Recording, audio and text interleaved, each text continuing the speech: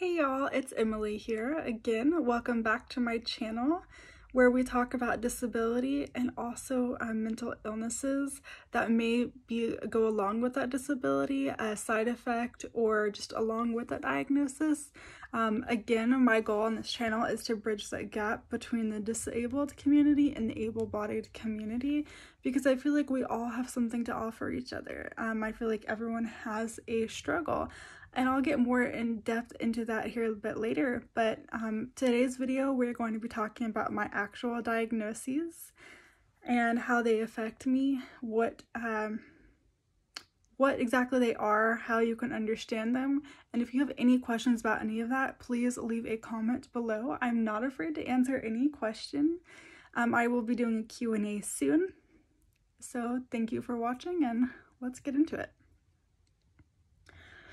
So where I left you off before, I have congenital varicella retinitis, which means I had chickenpox in my chickenpox affected my retinas ever since I was born. My mom, when she was pregnant with me in the first trimester, she had the chickenpox. So first trimester, the baby's like this big, I don't even know how big, tiny. And all it did was affect my retinas. I personally, I still don't even know how that happened. Like, to me, as a Christian, I believe my life is a miracle. That's something I strongly believe. If someone came to me and said, hey, I can cure you, do you want me to do that? I would actually say no. I am a Christian, so I do firmly believe that, and I understand that not everyone else is a Christian and not everyone will have the same belief, and that's okay. I am sharing my experiences, my thoughts, and my opinions, and you are entitled to your own. I respect that. I'm not here to shove my own opinions down your throat per se, but I'm just expressing mine.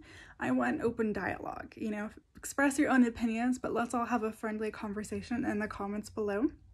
I do appreciate that. So that's my actual diagnosis. Now, what is my visual acuity? My visual acuity is 2200 in my better eye, the right eye, and 2400 in the left eye. So when you're legally blind, the state defines you as having a visual acuity of 2200 in the better eye with corrective lenses. So with contacts, that is my visual acuity. So what does that mean? It means something that is 20 feet away will appear to be 200 feet away from me when it's actually 20 feet in front. So it's not great, you know, but it's my life. I'm used to it. I'm okay with who I am. I have bad days and I have good days, just like everyone else when you are dealing with something or you have a struggle. But except, you know, this part of me, I am not my disability. I am more than my struggles, okay? Even on my weakest days where I'm beating myself up, there's more to me than meets the eye, or doesn't. Get it? That was a bad vision joke, but anyway. Vision jokes are a touchy subject to me because it's all about intentions, and I'll get into that on another video, but they're okay as long as the intentions are not harmful. So anyway, so let me try to explain this more. I also have nystagmus, which is the movement of the eye. I don't know if you can tell, but I don't notice it in my everyday life. You know, my world doesn't shake, but if I have a lot of caffeine or I'm super anxious one day, I will notice it and it will start to drive me crazy. Like I think at one point I had like an energy drink and my eyes were going crazy and I was just trying to sit there like, okay, calm down. Like it was driving me insane, but my world does not shake. Sometimes I can just notice my eyes are shaking and it does bother me, but in my day-to-day life, I don't even notice. And a lot of people who are closest to me will say that if I'm mad or super serious about something, they'll stop shaking for a moment, and that's when they're like, oh snap, she means business. So just an observation. And like I said, if I'm extra anxious one day, I will notice it. I've had someone ask me before, like, hey, are you nervous? Or are you on drugs? Because my eyes are shaking. And I was like, no, I mean, I'm nervous now because you're like looking at me and asking me these questions when I was just standing around, you know, minding my own business in class. So I'm also nearsighted, so I see better close up. If you're farsighted, you see better far away. You have to wear corrective lenses to see close up. I have to wear corrective lenses to see things further away. But remember, that's my visual acuity with contacts. I do wear contacts every day. I personally just see best with contacts because my prescription is so strong. They'd have to be thicker glasses. And so for me, having the contacts closest to my eye, I see best with them. Also, if you are a glasses wearer, you understand how nerve-wracking it is to walk up and down stairs and you have to like look like below the glasses and then you see double and then you think you're gonna trip down the stairs. I hate glasses. They look cute and I like them when other people wear them. I just can't do it. So those are my diagnoses. Having disability,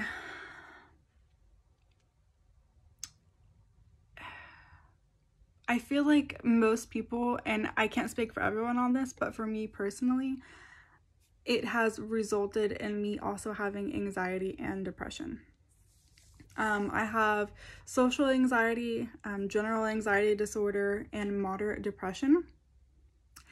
Like I said, you know, on my best days, I'm super confident in myself. I encourage other people. I will always remain a disability advocate. I've spoken at the Texas School for the Blind before on their student panels a few times. I've spoken to college classes about people with disabilities. I also went to school for special education. I'm not teaching in a classroom. I'm trying to teach people through other ways, right? So I'm not an actual teacher, but my degree has taught me a lot of things. But I would be lying if I said that I don't have self-doubt. I don't have insecurities because of my disabilities. I haven't been judged by other people, misunderstood, or overlooked because of my difficulties. And I want to share those experiences with you all. I want to keep other people from having some of the experiences that I've had. And I think the best way to do that is to educate people about what it means to have a disability, how we need to treat people who have disabilities. It's no different than someone who doesn't have a disability, but it's not talked about enough. That's my personal opinion. We need to be talking more about it when people are younger and younger, so that when they're adults or when they're older, there's no discrimination, right? There's no fear or, oh, I don't know what to do. Because a lot of times when people treat someone poorly because they have a disability, it's because they don't know how to act. They don't know how to react. Like, sure, there are some malicious people out there who want to hurt other people who have disabilities, take advantage of them. But a lot of people just don't know. Sorry, I talk with my hands a lot. But, so that's my goal here, is to teach people. That's the education. That's the advocating part, is to tell people, hey, this is not okay. You know, hey, I deserve better. We deserve better. We are the same. That's my perspective. So let me get off my soapbox real quick. Because I'm going to have a lot of videos about my experiences, about my goals for us to work together on this. But I want to rein it in a little bit and focus on my perspective and then go in more in depth. So now that you know who I am, what I experience, then we can move forward and talk about, okay, how do you relate to this? So, details. I do have to look at details close up. So I cannot drive because I can see cars on the road. It's just I can't read road signs unless I'm right up under them. I'm in my baby's room, by the way. That's why there's a crib there. But so I'm just using her book as an example.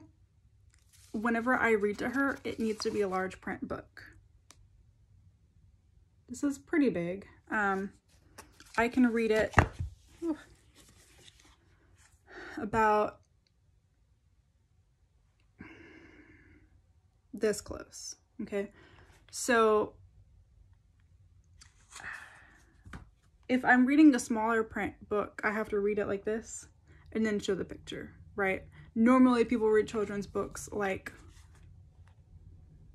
this, right? They're like reading it as I show it out. I can do that if it's a large print book. If it's smaller, then I have to read it like this, then show the picture.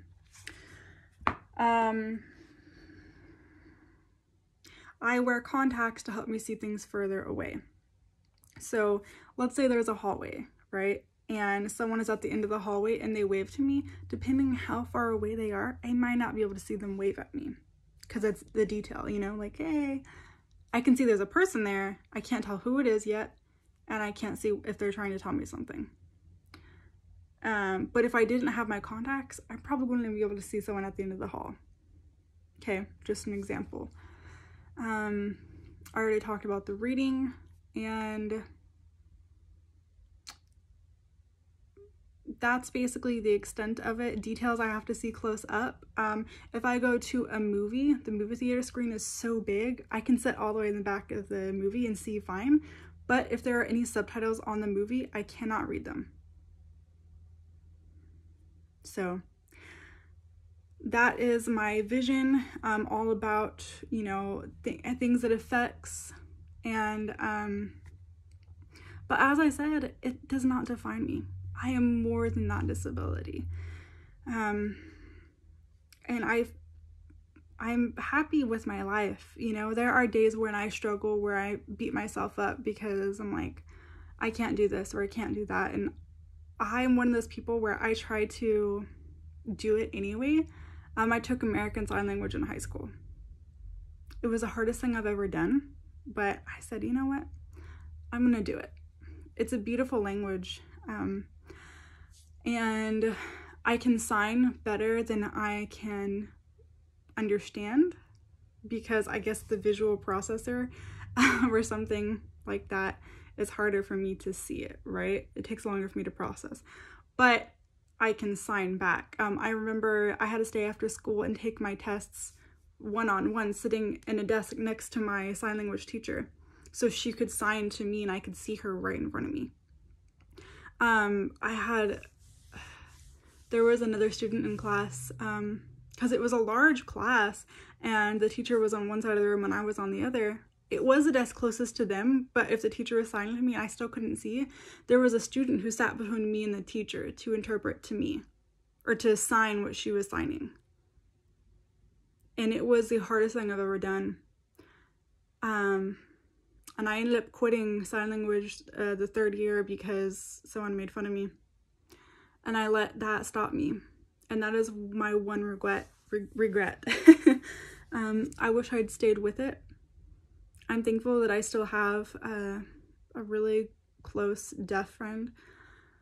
And I do want to teach my daughter sign language, but all that is to say, like, I try not to let it define me. I'm a wife. I am a mom. I work full-time for a tech company, troubleshooting technical issues over the phone.